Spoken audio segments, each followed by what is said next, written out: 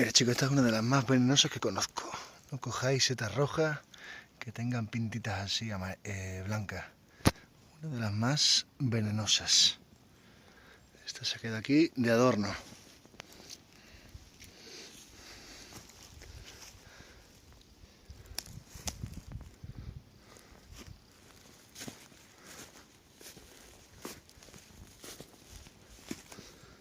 Aquí otra de estas que son para hacer fotografías solo.